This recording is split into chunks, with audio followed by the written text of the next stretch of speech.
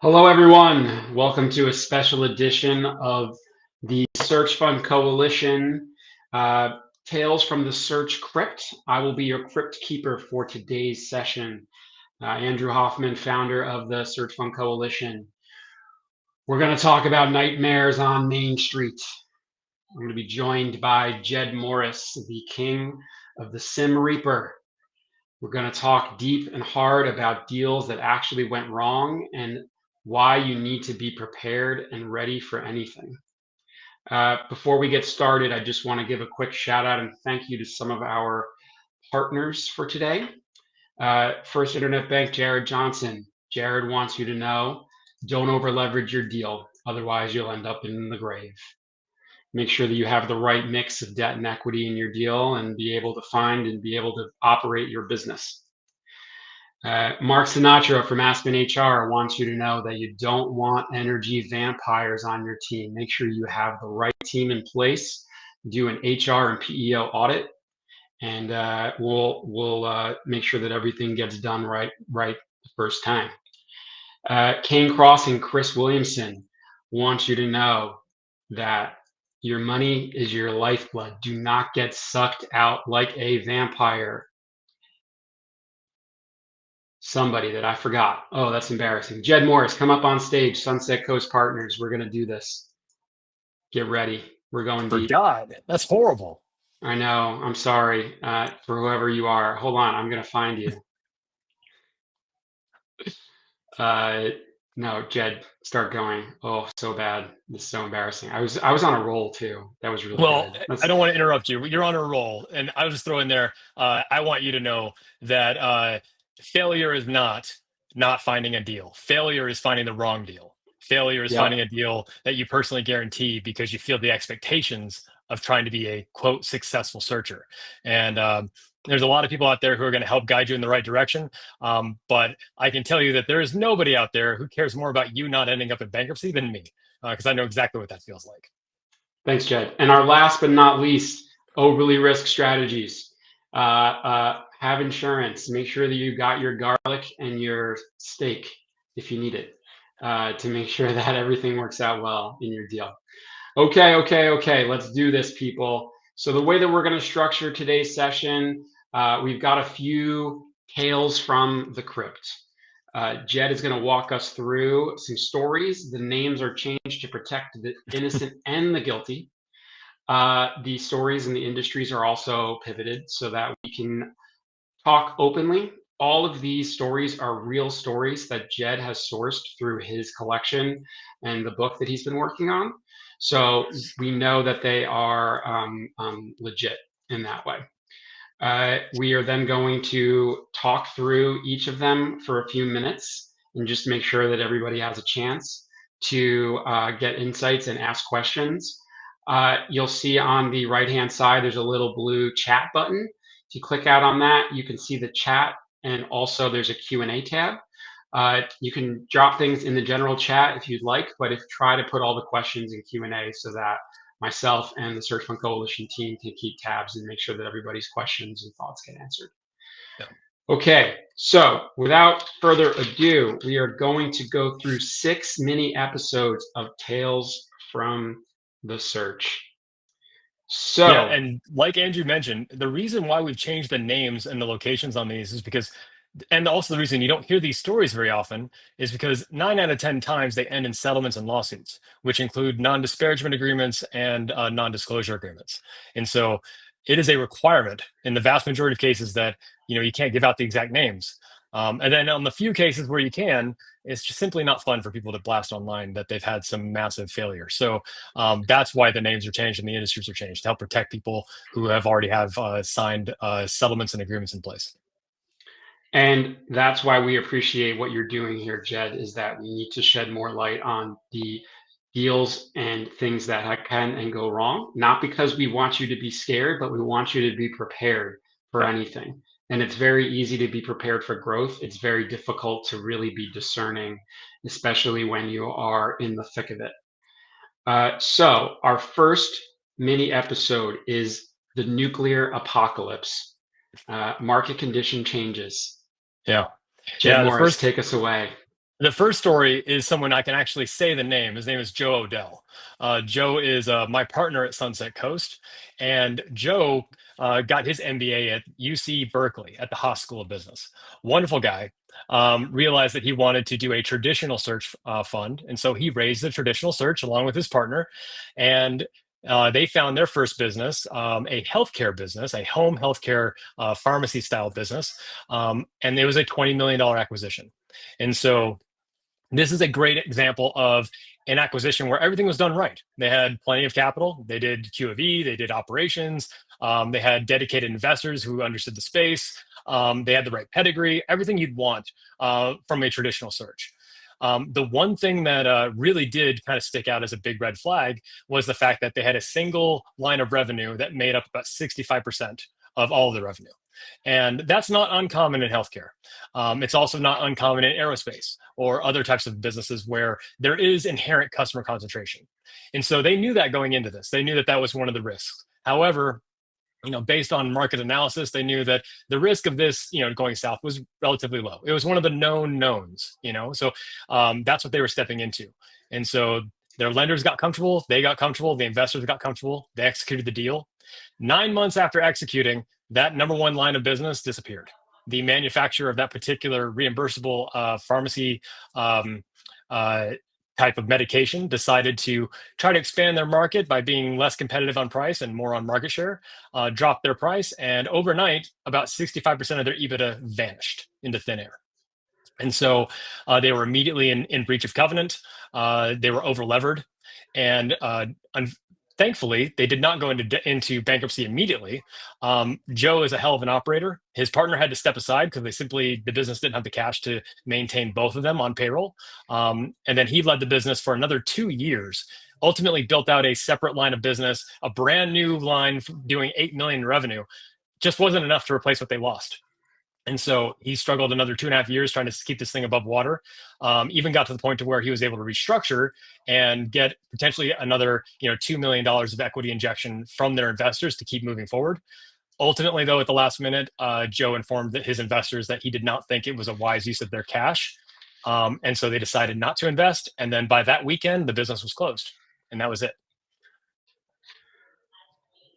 Oh, Jed, that was a really, really short version of a story. We have a couple extra minutes if you want to go a little bit deeper. So I guess like for me with this story and the line concentration, so this was like more of like a channel partner concentration, like versus the customer concentration. Is that the key difference here? That's right. Yeah, it's a channel part concentration, and the key thing with this one is that there's always going to be risk in your deal, and a significant portion of that risk is known, and you can do all the diligence in the world, but there's always going to be an element of risk that you have to accept, and understanding that most of the time, those black swan events are not going to happen, but every once in a while they will, and this is not a space where you can diligence away all the bad things that could ever happen to you. And so this is a great example of, when this one disappeared, you can't look back and say, oh, well, I should have known that based on the concentration, because this was inherent in the space. And ultimately, when the business did fail, the investors came back and they were like, we've never seen anything like this in this space, the way it actually went down. And so it's a real nod to Joe and his partner, their ability to push through, their ability to be very clear with their board about their current situation, and also to be able to move the business forward for an additional 2 years after losing that revenue. Joe maintains very good relationships with investors even after the failure, based on the work he did while he was running the business. So when we talk about black swan events, right, like also something to consider now, obviously, is all the changes in macro policy. So when we're looking at historicals, you need to also make sure and look at what the headwinds are for any deals that you're looking at going forward, which I think is super important to remember and consider when we look You're at right. the nuclear apocalypse or the black swan events that we touched upon. You're right. Some things you Um, can't plan for. Interest rates go up, tariffs happen. These are real things. um, uh, uh, I don't know. Tom Semko, don't put your questions in private chat with me. I'm not going to do that. Sorry, bud. You Okay. can private D&D though. That's Yeah. fine. Does the owner have an idea how they could have structured any differently from the seller? Something so Yeah. unforeseen, the concentration was known, always beware. One of the constant replies you're going to get to that question, which is something I echo to everybody, is don't overlever your deal. 1.5 on your DSCR feels comfortable, but in reality, that's pretty high leverage. We've all gotten way more comfortable with leverage than we should have because of the way the SBA allows us to take out so much. And I would remind everyone that if you're in a place where you're doing a 1.5 DSCR on your leverage and revenue drops 30%, you're in danger of covenants. And so you're in danger of default. That's a lot of leverage. I really, really push people to really think about, instead of obsessing about every individual point of equity that you could save, about whether or not you own 80% of the business or 65% of the business. The truth is that if you own a small business, as long as you own 51% of it, you're God, you're Caesar, you're a dictator, you own that thing. You can do whatever you want. And I would much rather have 51% ownership of a business that is successful 5 years from now than 90% ownership in one that's going to fail in 12 months. So don't overlever the deal. Take on more investor capital than you think is necessary. Water down your return. In reality, if it's your first acquisition, your only job is to simply not fail. That's it.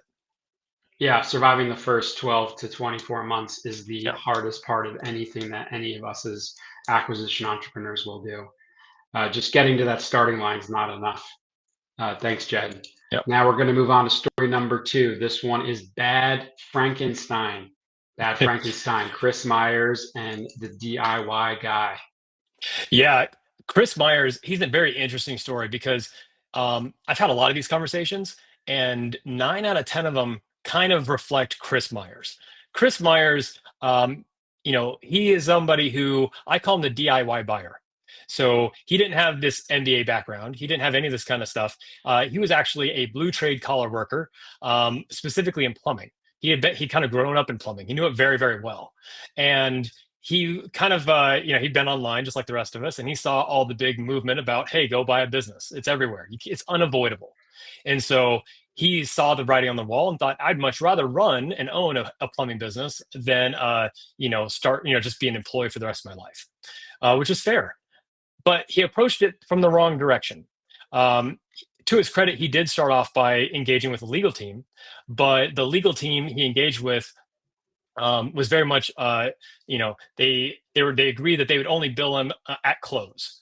And so the problem he ran into after about 6 months was that they racked up a bunch of legal fees, but then the legal team was constantly pushing him to close, constantly pushing him to find something he could close on. And that's one of the things I try to, get across to searchers, which is you need to know the incentives of the people around you. If your diligence team is only getting paid if you close the deal, then they have every incentive in the world to tell you to close the deal. I want a diligence team that's going to tell me all the problems and encourage me not to close the deal. So that's the first red flag. But beyond that, Chris decided to move forward. Ultimately, he did find a small business, about $2.5 million top line revenue.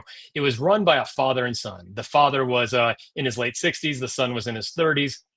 And they were hoping that they could sell this business and be able to go do something else, some other sort of real estate investments that they were working on.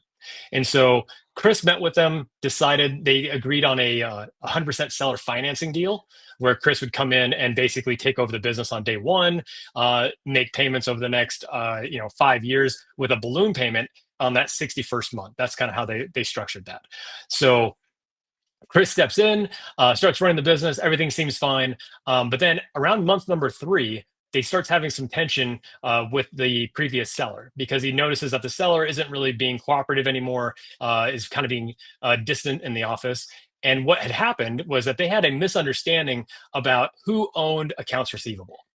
The seller was under the assumption that all accounts receivable were his, and any customer he had already spoken with before Chris took over the business was his, regardless of when those accounts closed, regardless of who was paying for the cost of goods for those deals.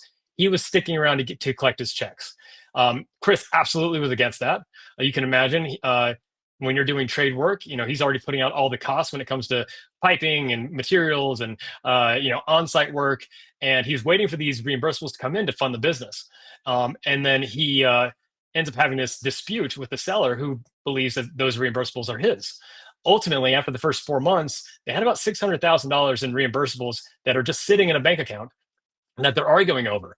And so the seller has one of his attorneys, send a letter to Chris saying, "Hey, these are ours. Turn them over within a couple days, or we're going to file litigation." And so Chris, immediately realizing the problem, moves all that money out of the business account to a separate business account that he set up immediately. He's like, "We're not doing this. We're being very careful." He knew that if all that disappeared, the business would collapse. And so he did that to keep the business alive, continued making payments that he was required to make to the seller. But immediately following that, he and the seller were unable to speak to each other, even with mediation. They moved quickly into litigation. And right now, actually, they're hoping to wrap up litigation by hopefully January or February. That's his hope. In the meantime, he's still been making payments on that business because he doesn't want to fall into default while he's in the middle of litigation. But when the seller left, when the seller basically pulled out completely, he took most of the relationships with him. All the work dried up. And to his credit, Chris basically bootstrapped his own business on the side to keep this thing running. And so he bootstrapped his own plumbing company to not only fund the business that he acquired, that he's now in litigation for, to also fund the litigation for that business, and then also to be able to take care of himself and his family. And so his big takeaway was he realized that he could really do this himself. He realized, I can always take care of myself going forward, but he also sees the incredible amount of risk that he took on by not having proper legal guidance, and then just not doing what he needed to do to be very clear about how this was going to work post close. Was this deal? They had the licenses to be able to operate. It requires a plumbing license. Yeah, that's pretty interesting. And so that's a really good point, though. Let's say I see a lot of people who are interested in trades, but the vast majority of trade work requires a license. And you need to be very clear, A, do you have that license? And if you don't, how long is it going to take you to get it? And in the interim, who's the license holder? That's a very important conversation that you need to figure out before you ever sign the purchase agreement. And if you're going to buy, especially with the SBA loan, you need to get that license, because ultimately what you are doing is buying an owner-operated firm. And you don't want to be relying on somebody else's license to be able to operate your business, because you're still responsible for the debt. You are, even if it's 100% seller finance. Now, I always think of a 100% seller finance deal as a bad deal anyway. Like, why would anybody be willing to give away their business for nothing down? So I would be incredibly cautious on anybody that's either A, telling you to go after a 100% seller finance deal, or B, going after one on your own, even if no one is telling you that. We are not telling you that here on the Tales from the Crypt. That's just super interesting to be able to do that. I actually also saw a social post earlier this week about more people not just doing startups in trades if they have the ability from a licensing standpoint. Yeah, really, if you're in the trades, what you're doing is you're buying time when you buy a company, the time and the customers to get started. And that's great. And we all talk about, the leverage of being able to jump ahead and do something like that. But the thing you're missing is that, yeah, you're buying revenue and you're buying customers, but you're also buying culture. And something that I personally seriously misunderstood when I bought my first business was I thought that I discounted culture. I discounted that. I was like, well, as long as the finances are good, then I'll figure out the culture part later. And the truth is, with a business, everything's culture. It's a collection of people who come together to do something that creates 20 times the value that any one of them could do on their own. This is not real estate. If it collapses, there's no property backing this up. There's no asset behind it. It all disappears. And so culture is everything. If you lose a key employee, if you have an injection of negative culture in your business, then you're going to see revenue dry up very, very quickly. And it's going to be very hard to get that back. And the last thing I'll say is that a small business is the direct reflection of its owner. And so a owner has incredible influence over the business. They do all the hiring, the firing, they set, the pace, the payroll, everything. And so when you buy, you need to understand that, yes, you can mold it to fit what you want, but it takes time. Unless you're planning on firing everybody within the first couple of weeks and starting from scratch, you're gonna need at least 12 to 24 months to turn that ship. It's not going to happen overnight. And in the meantime, you have a lot of culture debt that you have to work with. And so you need to think long and hard about the culture of the business you're buying and whether that's something that aligns with your values and, is frankly something you can take over. Great points, Jed, and a great transition to story from tale number three. Yeah. Uh, the devil zombie. The devil zombie. Yeah, that's what Sarah would say. So story number three is Sarah Masters. She's a wonderful person, but she did her MBA and decided to become a self-funded searcher. And she was hyper intentional about finding something that had plenty of revenue, that was recurring, and she put a lot of value on the integrity of the seller. And I applaud her for that. Ultimately, she found a B2B services business. They were doing direct sales, and she loved the owner. She loved the business. It had been operating for a long time. And the one big catch for her was that she had two dedicated salespeople, each of which brought in about 50% of revenue for the business, usually on like an annual cycle. And so she got a chance to, before close, she got really comfortable with the seller, really liked them. And then she did get a chance to meet both of the salespeople before the close, and she got comfortable with both of those people as well. And she felt very good about this deal, doing about 4.5 million top line revenue. So she closes the deal. And then about 6 weeks after closing, she gets in the business and realizes that of those two salespeople, one of them, who we'll call Jim, not his real name, was, in her words, quote, the devil. He was the most toxic person she had ever met in her entire life. He was the epitome of everything you think of from a horrible human being.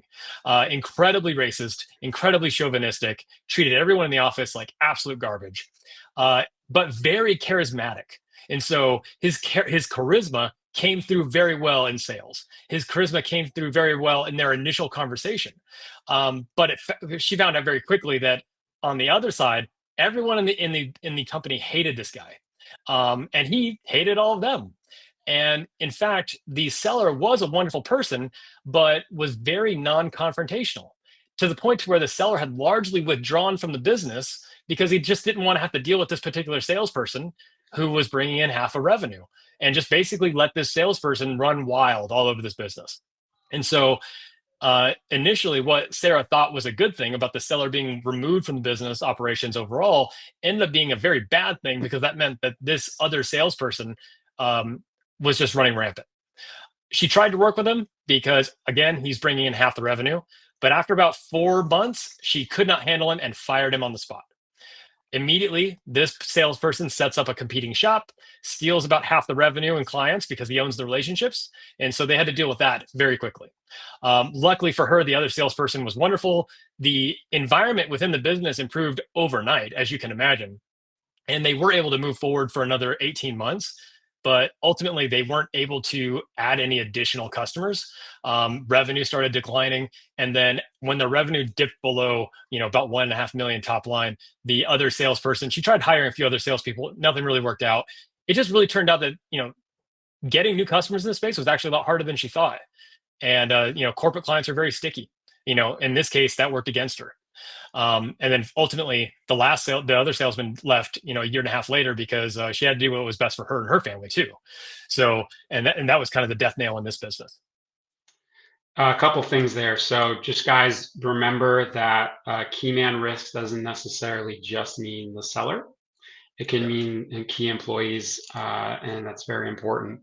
I'm not really sure. I know that we also obviously also talk about trying to get a sense of your seller's integrity. But we're gonna do some digging on questions that you can maybe potentially uh, get to the bottom of something like this. But this is a really difficult one, right? You're not gonna Yeah. ask key other employees what do you think of the other employees, right? Then they'll be like, is this person sowing discord on their own, or pitting people against each other? So that's This got to one's be tough. really difficult. Yeah, This one's really tough. yeah. It's like, you do your best. You assess the seller, and she had a good representation of thinking the seller was, an upstanding person, which ultimately was true. It's just that the seller was just so non-confrontational. And then ultimately, you could argue, you know, a little bit of maybe not lack of integrity, but not calling out the obvious problem. Never hinted that this person was as toxic as they were, and so obviously that's a problem.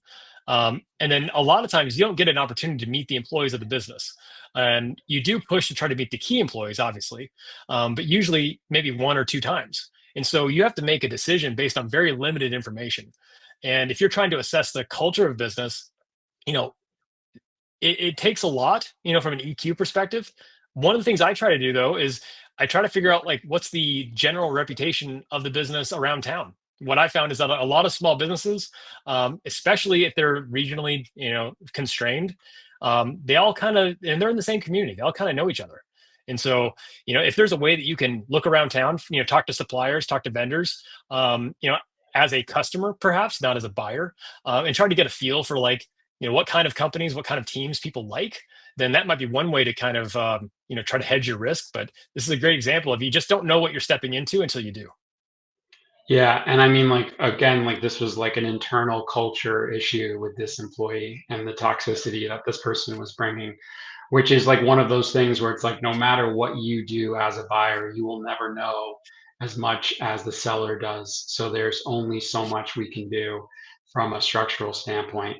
I guess And that there was this, I'm curious, uh, you know, things to like mitigate that could have been like the way the employee contract or compensation was put, or having a non-compete on those key employees or those salespeople. well, If it to be was a clear, if it was an asset you sale. can't have a Yeah, non-compete for an employee. So, yeah, you always run that risk. And I good saw point. Heidi's question in the chat. This is a situation where, she told me like, she tried working with a salesperson. She didn't want to fire this person. She was, as a brand new buyer, you can imagine you're terrified that you're going to lose half your revenue. That doesn't always happen when you lay off somebody, but in this case, it absolutely did. And so, you know, she tried pushing this off as long as she could. And after 4 months, it was just an untenable situation. This was somebody that she just simply could not work with. And it turned out that the only reason that the owner was able to work with this person is because the owner just walked away, just wasn't doing it. Yeah, I mean, I guess like that's like a whole not involved in the business absentee owner Yeah. situation. But this is just like one of those things, right? Where how do you able to mitigate something like this? And for me, something where you have only two salespeople. And now one of the things here with this type of sales, B2B corporate sales, very enterprise, very sticky, very, very long sales cycle. Yeah. So getting in and being in a position where you would potentially lose these customers and then having to try to recover them quickly is going to be incredibly difficult. So it's like understanding the customer base and how long of a cycle. Another example would be something like a government contract or like something in the educational services space where all of the funding is like based on a calendar year. And so like getting Yeah. something off cycle, or even like media and sponsorships where like 80% or more sponsor dollars are set aside for 2026 in Q4 of 2025. So getting dollars or figuring out how to fill those revenue gaps, off cycle and thinking about that strategically is like a really important thing.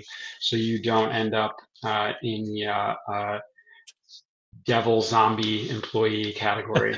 Well, yeah, Um, you have to remember some of the things that make your revenue attractive or the business attractive can absolutely work against you. Like I buy companies in government contracting where our proposal timeline is 18 to 24 months. They're the stickiest contracts you could possibly have. But that also means that if you need to go and raise revenue this year quickly, it's nearly impossible. And so, just like Sarah's situation, it's great having really sticky customers when you have them. But if you don't have them, it's really hard prying them away from somebody else. yes, yes. I mean, those relationships are incredibly difficult, especially like when you think, oh, I have this employee that has these relationships, I'm not relying on the Hmm. seller. But it still means that you, as the new buyer, need to figure out ways to develop relationships with the customers as quickly as possible. Yeah. So our next tale from the crypt is the big shop of horrors and Brittany Powers. So what happened to Brittany? Yeah, I feel really bad for Brittany Powers. She did a lot of things really well. She actually bought a manufacturing company here in North America, and the thing with hers is that they were doing auto components, and they were making components that a lot of time mostly went to cars, and they were very well diversified, going to a lot of different manufacturers here in the states, not just American manufacturers, but like foreign ones that also have factories here, and so it was very well diversified within auto. And then they had a few other things where they made one or two components that went towards aerospace and a few machining shops. And so it was poised for success. And she bought just before COVID really exploded. Like she bought, I want to say 2020. And so her first, thing was like she was really concerned that obviously they were going to lose business, and initially they did. So the PPP was able to keep them the PPP COVID loans that was able to keep them afloat there initially. Um, but what happened, if you remember correctly, that because they stopped making autos and it was hard to get new cars during the pandemic, used car sales surged. Right, it was very hard to get a brand new car during that time, and so the cost and the pricing power on her components went way up. In fact, they could not produce them fast enough because they were one of the few providers who created them here in the States. And so they didn't have to worry about logistics or supply chains. They were making them right here. And so, demand far exceeded supply. And so by 2023, they decided to expand and they put up a new manufacturing facility in northern Mexico. So they have one here in the States, they have one in northern Mexico. The good news about the one in northern Mexico is they were able to triple their overall capacity, but it was also, about 60% cheaper than the one here in the United States. And so it was just the best of both worlds. They were able to leverage it at almost like dirt cheap interest rates. I think it was like just over 1.5% during that time. And so it was exactly the kind of move that all of us would dream of having. Tons of demand. We were able to finance it with almost free money. We were able to cut costs at the same time by incorporating in Mexico, and everything seemed to be going really well. But then this business actually collapsed in the fall of 2024, and it collapsed because of two primary reasons. One, because when she decided to expand to the facility in Mexico, she took on an equity partner, somebody who was able to help finance that, and then at the same time come in as a minority owner. And one of the issues that she ran into was that this equity partner had a step up in their contract where they were able to be their exclusive equity partner. And so at the time, that seemed like a really good thing because she was thinking, hey, I really like these people. I think that we're going to keep expanding. Things are going to go well. But what happened was by the end of 2024, all of that oversupply disappeared. They started moving right back off that COVID bubble, more towards what normal production would look like. And then as they were coming in towards the end of 2024, a lot of tariff concerns started coming up. And what had happened was right at that point, they needed an injection of capital to be able to keep moving forward. Now their overall costs were starting to exceed, their supply. They were now starting to have to recompete with a lot of their foreign competitors, and it became very, very difficult. And at this point, they needed a little bit more cash to be able to not only offset their expansion into Mexico, but also to be able to expand further out in Northern America. Their equity partner declined that because, unlike Sarah, they weren't trying to grow; they were trying to protect their investment that was already there. And so they felt like, with the upcoming concerns in the election cycle about perhaps having tariffs in 2025, which they didn't know if that was going to happen, but as we can see now, it absolutely did. They felt like it was too much of a risk. And so they refused to increase working capital. They refused to invest even more into it. And then by January of 2025, the business became insolvent. They ended up selling it for parts. And so it's a classic example of just hyper growth. You think things are going well, you think they're always going to go that way, and you get opportunities to expand in ways that in normal times you wouldn't, and you simply expand too fast, and you outgrow your own skis, and then you take on one or two partners that have a little bit more influence than you'd hope they would, and all of a sudden you're not the only decision maker at the table, and it gets away from you. I got a couple things here to talk about. So, when we talk about kind of like looking at a business, and a lot of times we all look at businesses that show some sort of extreme hockey stick in like the Yeah. most recent year. So whether that be like 2024 or like trailing 12 months, 2025 for a business, and then a seller is putting that business on the market based on that. Firstly, like making sure to look back on the historicals and take a look at the revenues and the growth and like how things were operating before. And like if the pandemic or something or some sort of like major event is going to be like a headwind or a tailwind. And so, like, for example, a business that is centered around like data centers in the United States, like now, like with AI and like all those infrastructure needs, is like really good. Something that has like manufacturing that has a lot of imported components, even if it's like made in the US, but the components are, unless you're able to pass those costs along to your customers, and even if you are, like there's going to be margin compression. So really Yeah. thinking about kind of like the capital needs of the business or how that capital cost and capex could potentially change is like super important. I also think about kind of like what you were saying about this equity partner and this exclusive equity partner. Yeah. So there was a really like poor choice in the way that that was actually like that was like really thought about. Yeah. Having giving in someone exclusivity, you're really then beholden to like how they feel towards like your ability to grow or keep the business solvent in this particular instance. We've heard like other stories of searchers that have had investors in the space where the business has not gone well and investors have declined to step in and to add additional capital, or the individual doesn't have the liquidity to Right. be able to inject their own personal capital into a business. And so a lot of times, again, when we talk about that like equity stack or that deal stack, and like Jed made mention of this earlier, is not over leveraging your deal, not putting yourself in a position where you have no liquidity yourself and putting all of your money and all of your work directly into the business at close. You want to be able to have some sort of additional buffer. And so, again, that goes back to the idea of working strategically with amazing investors that have your back, that have a track record of being able to go in and help and to be able to be there and be part of your team is like so paramount and so important, because you don't want to be in a position where you are going into a deal that then like 12, 18 months from now some other headwind comes that you just can't foresee. These like macroeconomic trends, right? Like looking and saying, oh, normalization post COVID. Well, that's just like COVID now, but like it Yeah. could be like a reason, like for like why did the business do so well? You know, like during we've kind of passed that like initial 3 year period of like the original like COVID bump, but kind of looking forward at like what are those potential headwinds, and are you buying into something that had its massive upstick already, and then your J curve is going to come in from an operating expense standpoint, or your revenue is going to go back. And so that's why a lot of times we talk about really thinking about a business acquisition either with like a 3 year average or some sort of contingent seller note to mitigate some of that risk, to make sure that the seller is aligned with you. Or in other scenarios where it's non-SBA, would be either an earnout or some sort of equity roll, and protections in different ways, Yeah. depending on the Yeah. way that you decide to structure your deal. It's really tough because it's and this is true for this story, but it's true for all of them. It's very easy for us to sit back and Monday morning quarterback this stuff and just look back like, well, obviously there was a COVID bump, or you know, obviously taking on this other investor was a bad idea, or obviously we should have done Q of E, obviously we should have done the XYZ, like all these things that you can look at it and say, well, I would never do that. There's the problem, and we're very very good at pointing the finger and saying, well, I can see why this searcher messed up. I'm definitely not doing that.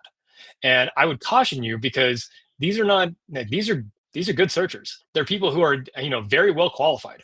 Um, and what you find is that when you actually get into the business, when you're actually when you're actually in the seat, it's very easy to get caught up, and you do the best you can. You do the best you can with the information you have.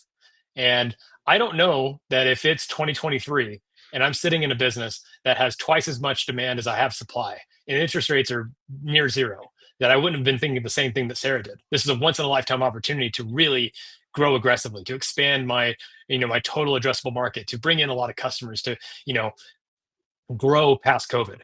Um, and you can look at that and say, oh, well, that was just COVID. But I see this over and over and over, where you know too many times we point back and we say, oh, well, I can see why they messed up. That would never happen to me.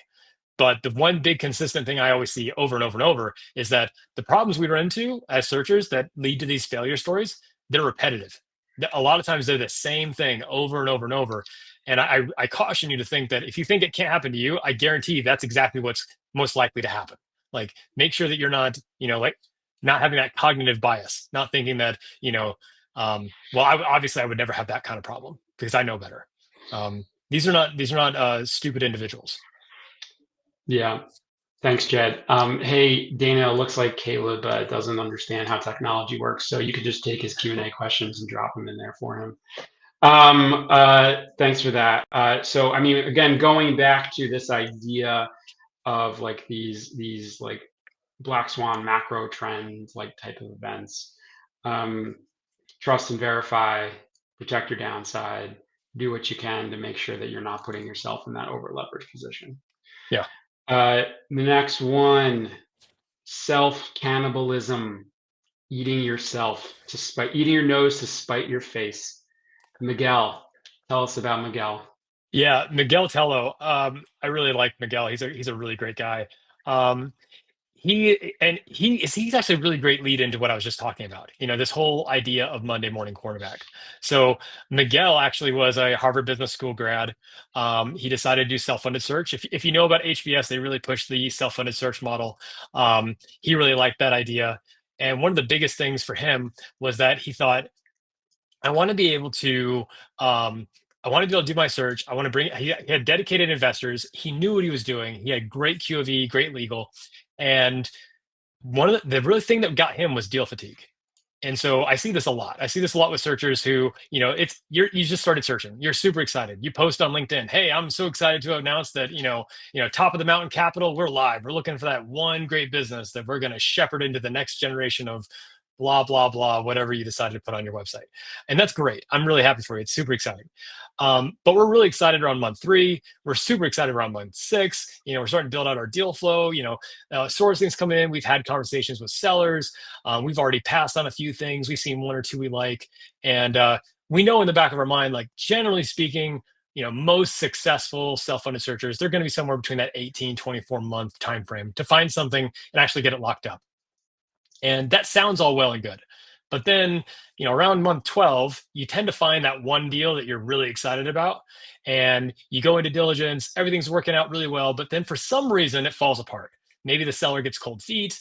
Maybe the financing doesn't quite line up. Maybe you can't, raise the right capital that you need. Or maybe there's like one risk in there that you're like, hey, this one it's too risky for me. It's a pass. And so you pass. And that's fine. That's probably the right idea, the right decision to make.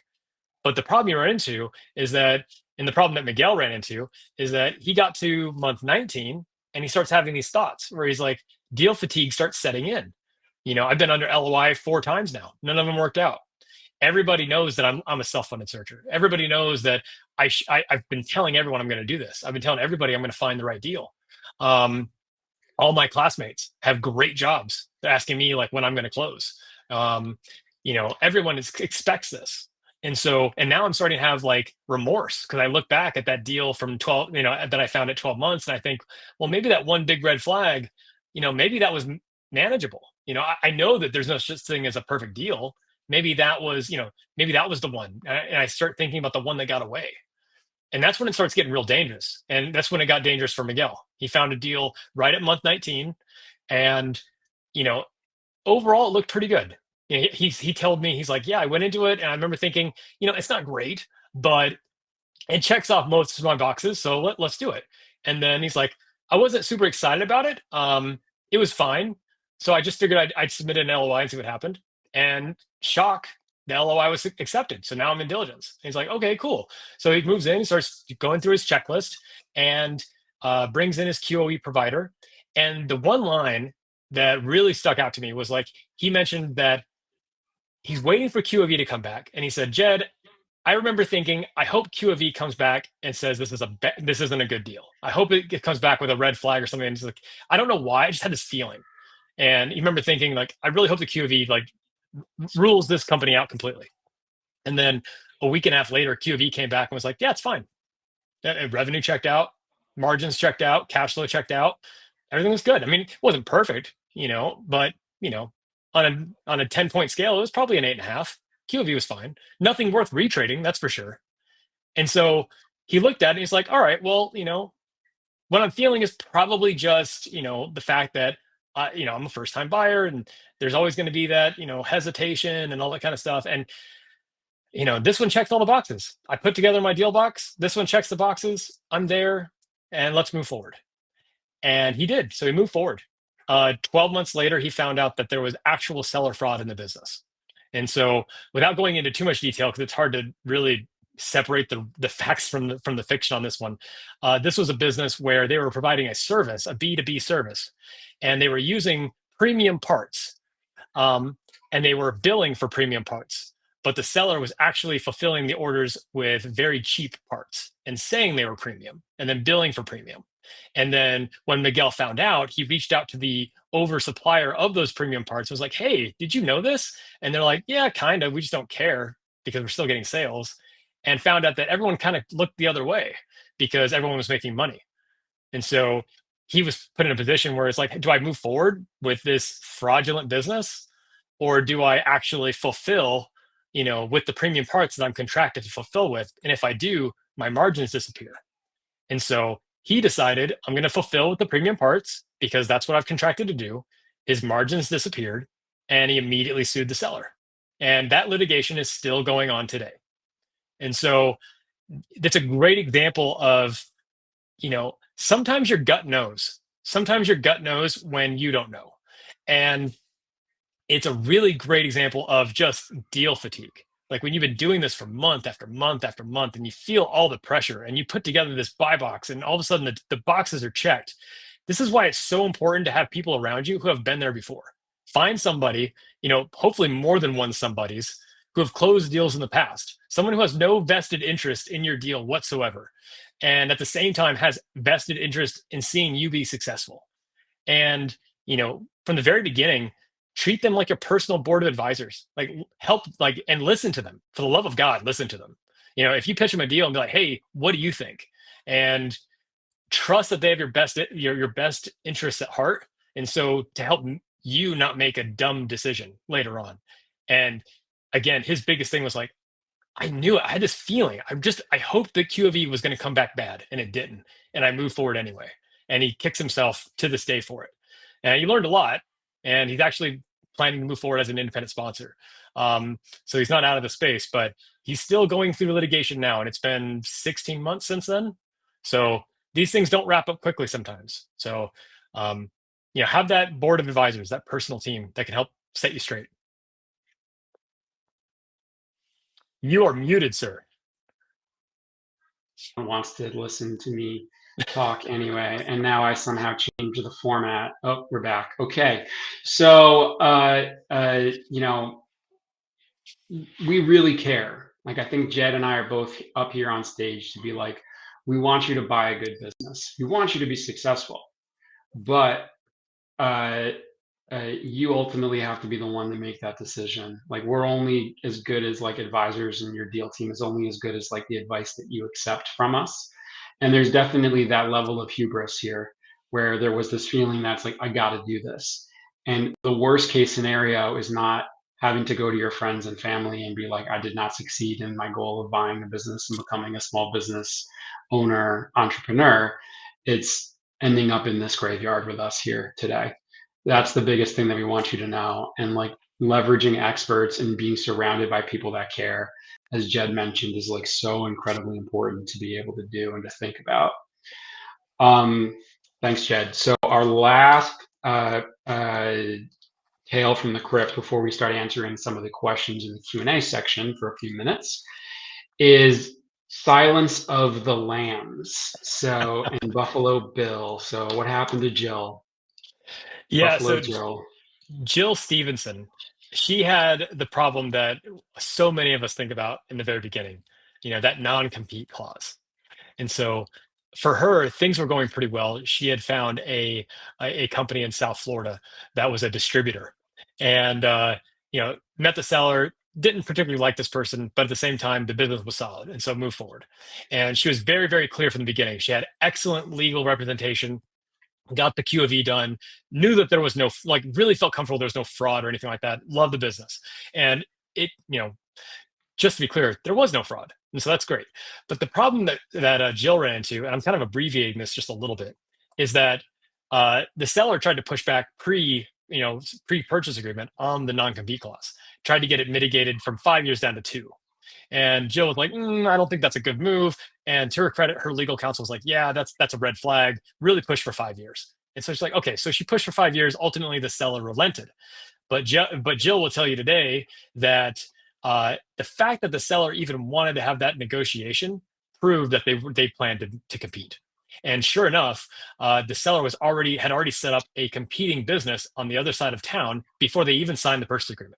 They had already set it up, and they had already started working with to get everything transferred over. Within weeks of signing the purchase agreement, they had already stolen over half the customers and were already actively soliciting the employees of the business. In fact, the leading GM of the business came back to Jill and was like, "Hey, the seller is doing all this stuff, and by the way, they've asked me to come join them and take over." And like, I don't want to do that because I never liked these guys to begin with. But just so you know, this is going down. This is happening. And what's truly diabolical about it is that not only was it premeditated, but the seller, when they created the business, they kept 90% of the name the same. They just added an S to the end of it, and then the logo is almost the same. Just changed it just a tiny bit. And then with the top like 50-60% of of customers, they just emailed the customers like, "Hey, we got an updated wiring instructions and everything, blah blah blah." Didn't even tell them that they were a different business, and just kind of moved forward. And so most of the customers didn't even realize what was happening. So within weeks, Jill realizes what's going on. Jill engages with her legal team, which again, fantastic.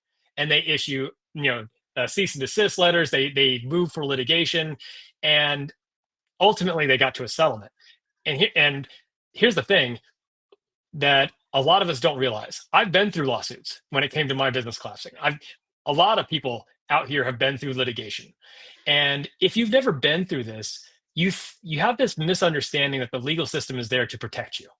And it is, but it doesn't protect you in the way you think it does. It's not a world where, hey, we signed this contract. Oh, you broke the contract. I'm going to take you to court. I'm going to win. I'm going to have this big judgment. 70% of civil suits never go collected. Even if you win, they never go collected. There is a very real chance that you're going to pay a lot of money, $100,000, for like 12 months of actual litigation, just to get the point to where you can get that moral win and get nothing out of it. There's nothing there at the end for you. And that's where you have to start making some grown-up decisions. Am I really going to spend the money to go after this person when I'm probably not going to win?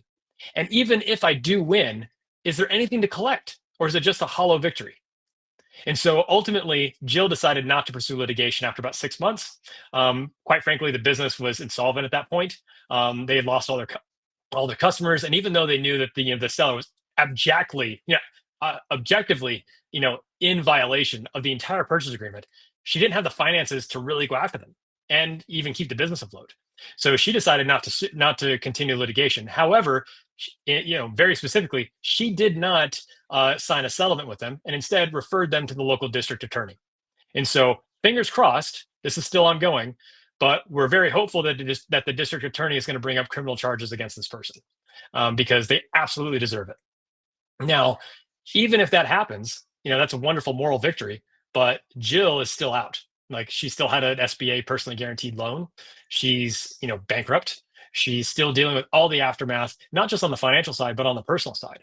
And so, I can't emphasize this enough. Like, when things go south, there are very few remedies for you. Like, things go south quickly. The legal system is not going to be there to reward you with this multi-million-dollar settlement that you think you deserve, because where does that money come from? It comes from the other party. And one of the very first things I know from experience and from these conversations that will happen is, if someone tries to screw you, they're going to take the money that they then screwed you with and go spend it somewhere else. And there's not going to be anything to recoup. And so the question becomes, how much can I aggressively pursue this person? Is it even worth my time? And if not, maybe there's no moral victory for me, but maybe there's something I can refer to a district attorney. Lawsuits, the lawyers win.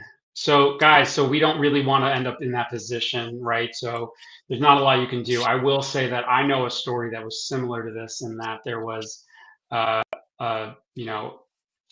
searcher that in a home services industry that was able to recoup and recover from a situation like this. But that still doesn't mean you want to be in that situation. That even if the seller comes and steals or sets up a competing business in town, the last thing on earth that you want is that. But you should be thinking about that from a seller integrity standpoint, or like looking at that seller, that person, exactly who they are and how they're going to potentially look to do this to you. Now, there was a question in the Q&A section about, like, how often do these graveyard acquisitions happen? somewhere the 3%, 3 to 5% of the time, but you don't want to be one of the 3 out of 100 that this happens to. The whole goal here is to be able to help you feel like you better understand like what are the things to be thinking about, and thinking at a macro level of like what are these things, and learning from other people's mistakes, and then also not putting yourself in a position where you feel the pressure that you like have to do something. So that's Yeah. like a really important thing, and that's a good question. Thank you, Catherine. Um, And to that point, so Andy, people always ask me, "Hey, what are the mitigation strategies?" And so there's two responses I'll have for you. One is that everybody who's on the call today, you're gonna get an email that's got a one pager from Sunset Coast, which is the top 5 mitigation strategies to make sure you don't end up in the graveyard. So keep your eyes open for that. But I'll go ahead and give you number one, which is do not do a deal with someone you don't trust. Period. Period. There are 29 million small businesses in America. You can find one who's owned and operated by somebody who has a monicum of integrity. That's it. If you can't trust the seller, you need to sprint away from that deal. At this point, I've interviewed over 35 people who've had a business failure within the last 5 years, and well over 60% of them is a direct result of some sort of conflict that happened with the seller. Half that time, it was outright fraud. And so the way someone does something is how they do everything. Do not do deals with people who are untrustworthy, because fundamentally that's just who they are. They will screw you. And so, and there are very few mitigations you can do after the fact. So just be very aware of that. And then the last thing I want to bring up, because I know we're running out of time, is of the 35 people I've interviewed, 4 of those people verbally expressed feelings of suicide. And I know this is something we don't like to talk about, but this is Halloween and this is the graveyard. And I just want to be very, very realistic about what life looks like. And it is very, very difficult when you're facing a very dark tunnel of financial insolvency, your business, your family. A lot of these people have young kids, and you don't know how it's gonna end. All you know is that you're screwed. Um, and when that happens, you start having all these kinds of thoughts. And I know that if 4 people verbally said it to me, then I have to assume that 8 more people had the same thought. They just didn't say it. And I want to be really clear, because when this happened to me, one of the things I used to say was like, I lost everything. And the truth is that I didn't. I lost money. You didn't lose everything. I still have my family. I still have my friends. They still have me. There are some things that you can't replace. This is America. You can always make more money. There's plenty of money to be made. And there's no such thing as bankruptcy debt. There's no such thing as like debtor's prison. You'll be okay. But you can never recover from one of those decisions that you make that is irreversible. So I just want to leave you with that. Like, and one of the big things I want you to understand, that this does happen to people, so that unfortunately, if it ends up being you, I want you to remember that there is absolutely light at the end of the tunnel. Like, this is not the end of the world. 8 out of 10 people that had this happen to, they're right back in the acquisition space. Like, I'm an independent sponsor today. So it is not the end of the world, but it sure feels like it when you're going through it. I think that we're going to now close out with it's okay, and this is a good place to rise from the dead. So you can recover, right? Like, mental health, so important. Jed, thank you for sharing that. Yeah. And thank you for sharing these stories with us here today. This was Thanks for incredible. having me, Andy. I really enjoyed it. I hope that everyone in the audience did. Next year, we're going to be dressed up, like, for real. Crypt Keeper style, this was makeup, pretty the whole good. thing. This was pretty good. I really enjoyed it. So much exciting stuff coming up. Search Fund Coalition will be sure to share lots of new things that we have coming. Be on the lookout. A couple of networking happy hours. New York, we got one next week. Week after that in Miami, and then we're working on one in Chicago. So be on the lookout for that. Some education, lots of exciting things for the rest of the year. And we wouldn't be able to do this without all of you. So thank you so much for coming. Yeah. We're going to stop for the presentation now, but we're going to do what we always do, which is leave the space open for about 30 minutes for networking. If anybody wants to stay and talk to Jed, myself, and your other fellow searchers, we're all about creating community and supporting each other. So again, thank you, Jed. Thank you everyone for coming.